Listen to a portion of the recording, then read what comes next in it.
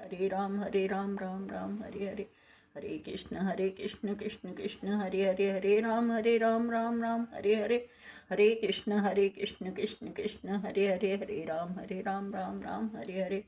श्रीमद् भगवत गीता यथारूप अध्याय 3 कर्मयोग, श्लोक नंबर 17। यस्त्वात्मरतिरेव स्यादात्मतृप्तस्य मानवः आत्मन्येव च संतुष्ट इस्तस्य कार्यं न विद्यते। किंतु जो व्यक्ति आत्मा में ही आनंद लेता है तथा जिसका जीवन आत्म साक्षात्कार युक्त है और जो अपने में ही पूर्णतया संतुष्ट रहता है, उसके लिए कुछ करणीय कर्तव्य नहीं होता। तात्पर्य जगत गुरु श्रील प्रभुपाद जी महाराज की जय, गुरु महाराज की जय। जो व्यक्ति पूर्णतया कृष्ण भावना भावित है और अपने कृष्ण भावनामृत के कार्यों में पूर्णतया संतुष्ट रहता है, उसे कुछ भी नियत कर्म नहीं करना होता। कृष्ण भावना भावित होने के कारण उसके हृदय में सारा मैल तुरंत धुल जाता है, जो हजारों हजारों यज्ञों को संपन्न करने पर ही संभव हो पाता है। इस प्रकार चेतना के शुद्ध होने से मनुष्य परमेश्वर के साथ अपने संबंध के प्रति पूर्णतया आश्वस्त हो जाता है। भगवत कृपा से उसका कार्य स्वयं प्रकाशित हो जाता है।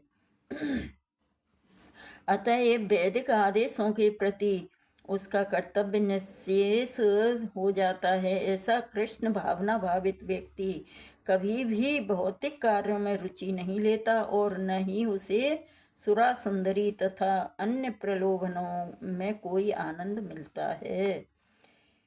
नैव तस्य कृतेनार्थो न कृतेनेह कश्चन न चास्य सर्वभूतेषु कश्चिदर्थव्यपाश्रयः।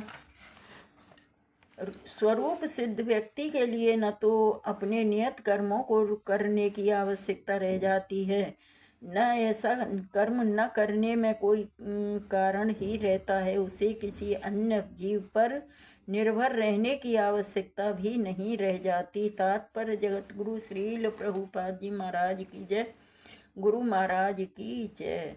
स्वरूप सिद्ध व्यक्ति को कृष्ण भावना भावित कर्म के अतिरिक्त कुछ भी करना नहीं होता, किंतु यह कृष्ण भावनामृत निष्क्रियता भी नहीं है, जैसा कि अगले श्लोकों में बताया जाएगा।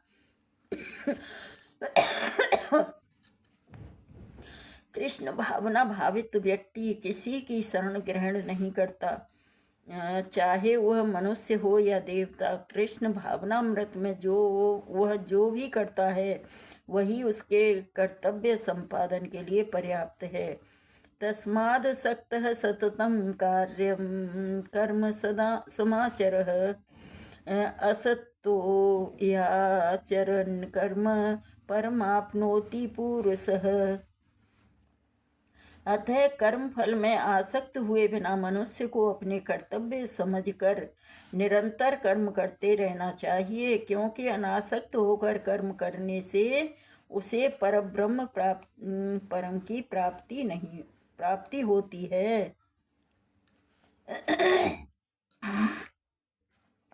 तात्पर्य जगत गुरु श्रील प्रभुपाद जी महाराज की जय, गुरु महाराज की जय। भक्तों के लिए वह श्री भगवान परम है और निर्विशेषवादियों के लिए मुक्ति परम है। अतः जो व्यक्ति समुचित पथ प्रदर्शन पाकर और कर्म फल से अनासक्त होकर कृष्ण के लिए या कृष्ण भावनामृत में कर्म कार्य करता है, वह निश्चित रूप से जीवन लक्ष्य की ओर प्रगति करता है। अर्जुन से कहा जा रहा है कि वह कृष्ण के लिए कुरुक्षेत्र के युद्ध में लड़े, क्योंकि कृष्ण की इच्छा है वह ऐसा करे। उत्तम व्यक्ति होना या अहिंसक होना व्यक्तिगत आसक्ति है, किंतु फल की आसक्ति से रहित होकर कार्य करना परमात्मा के लिए कार्य करना है। यह उच्चतम कोटि का पूर्ण कर्म है जिसकी संस्तुति भगवान श्री कृष्ण ने की है। नियत यज्ञ जैसे वैदिक अनुष्ठान उन पाप कर्मों की शुद्धि के लिए किए जाते हैं जो इंद्रिय तृप्ति के उद्देश्य से किए गए हों, किंतु कृष्ण भावनामृत में जो कर्म किया जाता है वह अच्छे या बुरे कर्म के फलों से परे है। कृष्ण भावना भावित व्यक्ति में फल के प्रति लेस मात्र आसक्ति नहीं रहती। वह तो केवल कृष्ण के लिए कार्य करता है। वह समस्त प्रकार के कर्मों में रत रहकर भी पूर्णतया अनासक्त रह आता है। कर्मणेव हि संसिद्धिमान् स्थिता जनकादयः लोकसंग्रहमेवापि सम्पश्यन् कर्तुमर्हसि। जनक जैसे राजाओं ने केवल नियत कर्मों को करने से ही सिद्धि प्राप्त की, अतः सामान्य जनों को शिक्षित करने की दृष्टि से तुम्हें कर्म करना चाहिए। तात्पर्य जगत गुरु श्रील प्रभुपाद जी महाराज की जय, गुरु महाराज की जय।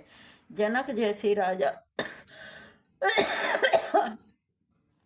जनक जैसे राजा स्वरूप सिद्ध व्यक्ति थे, अतः वे वेदानुमोदित कर्म करने के लिए बाध्य न थे, तो भी वे लोग सामान्य जनों के समक्ष आदर्श प्रस्तुत करने के उद्देश्य से सारे नियत कर्म करते रहे। जनक सीता जी के पिता तथा भगवान श्री राम के ससुर थे।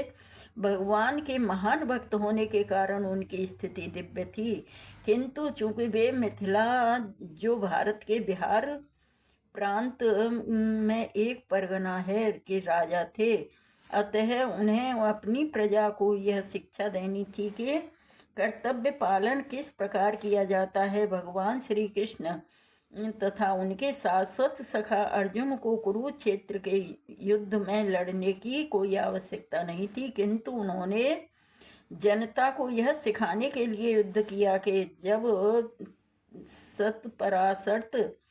सत परामर्श असफल हो जाते हैं तो ऐसी स्थिति में हिंसा आवश्यक हो जाती है।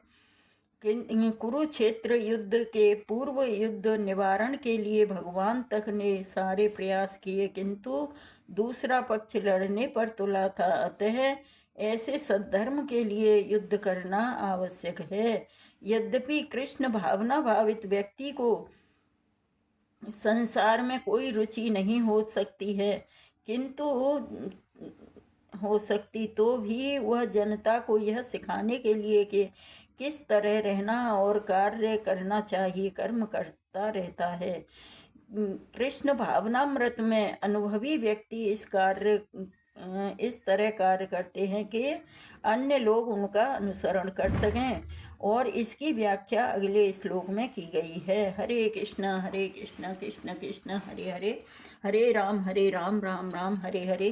तो जैसे में बताया है कि कृष्ण भावना भावित जो व्यक्ति होता है उसके लिए कोई कर्म करे न करे कोई फर्क नहीं पड़ता है, लेकिन फिर भी वो भगवान का पक्का भक्त रहता है।